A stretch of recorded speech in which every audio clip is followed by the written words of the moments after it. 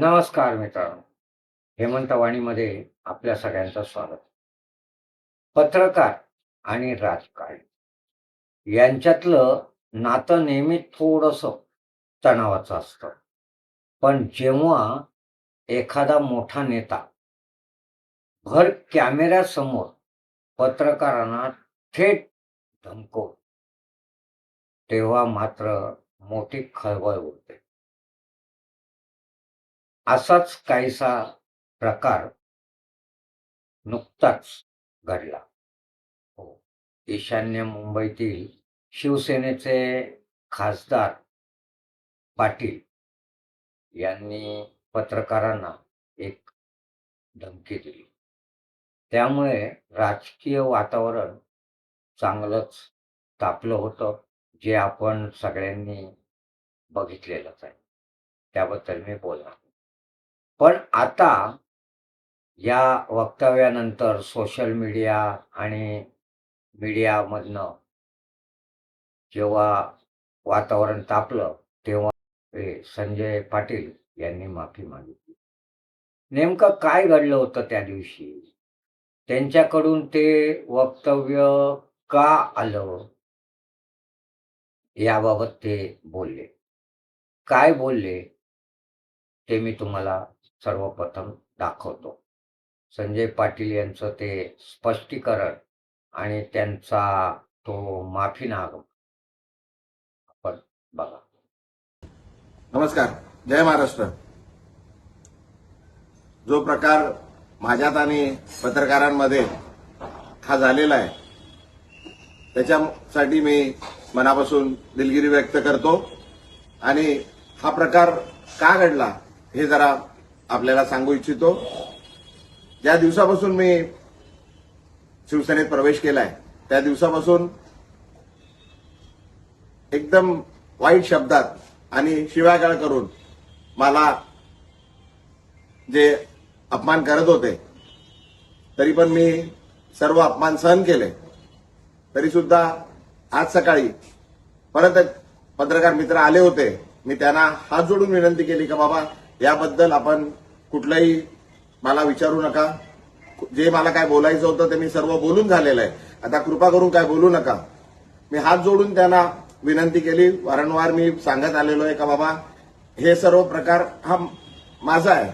मला आपण जे शिव्या देतात आहे ठीक आहे, पण माझ्या परिवाराला, माझ्या मुलीला, माझ्या पत्नीला, माझ्या वडिलांना, माझ्या परिवाराला आपण जे वाईट बोलताय, शिव्या देतात आहे, त्यापासून त्यांना जरा लांब ठेवा असं मी त्यांना वारंवार विनंती करत आलोय.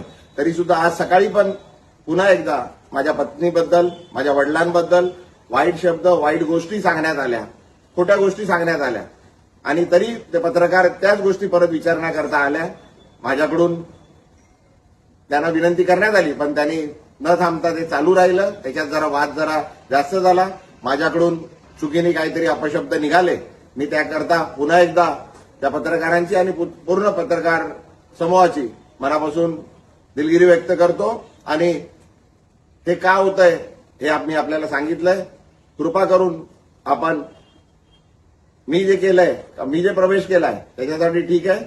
माझ्या परिवाराला, माझ्या मुलीला, माझ्या परिवाराला, माझ्या पत्नीला, माझ्या वडिलांना जे हयात नाहीये, माझ्या आईना आणि माझ्या पूर्ण परिवाराला याच्यापासून जरा लांब ठेवा अशी आपल्याला विनंती करतो. धन्यवाद. जय हिंद, जय महाराष्ट्र. सॉरी. तर प्रेक्षकांनो, हा होता संजय पाटील यांचा माफीनामा. कारण राजकारणाची धावपळ, गर्दी आणि जाहीर सभांच्या गोंधळात बऱ्याचदा नेत्यांचा शब्दावरचा ताबा सुटतो. संजय पाटील यांनीही त्यावेळेस नेमकं काय घडलं होतं हे सांगितलं. आपली चूक देखील त्यांनी मान्य केली आहे, जे आपण व्हिडिओतनं बघितलं. पण एका लोकप्रतिनिधीने जाहीरपणे माफी मागणं ही नक्कीच एक जमेची बाजू आहे. पण तरीही वारंवार पत्रकारांना अशा धमक्या मिळणं हे कुठेतरी अभिव्यक्ती स्वातंत्र्यावर प्रश्नचिन्ह निर्माण करतं. नेत्यांनी बोलताना भाषेवर नियंत्रण ठेवणं किती गरजेचं आहे हेच या घटनेवरून पुन्हा एकदा समोर आलं आहे.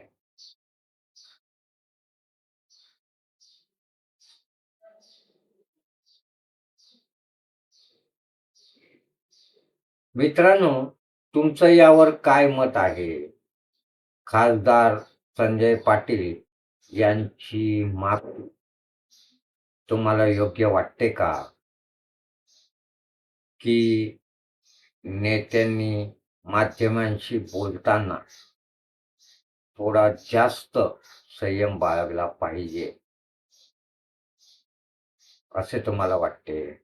तुमचं मत खाली कमेंट बॉक्समध्ये नक्की सांगा. लिहून ते नक्की सांगा. आणि हो, अशाच राजकीय घडामोडींच्या ताज्या अपडेटसाठी व्हिडिओला लाईक करा, शेअर करा आणि अजून आमचं चॅनल आपण सबस्क्राईब केलं नसेल तर सबस्क्राईब करून त्याच्या शेजारील जॉईन बटन दाबून आम्हाला जॉईंट व्हायला अजिबात विसरू नका. इतरांसारखं मी जोरजोरात बोलत नाही, पण शांत आणि सोप्या बोली पद्धतीत मी आपल्यासमोर विषय घेऊन येत असतो. तो आपण समजून घ्यावा.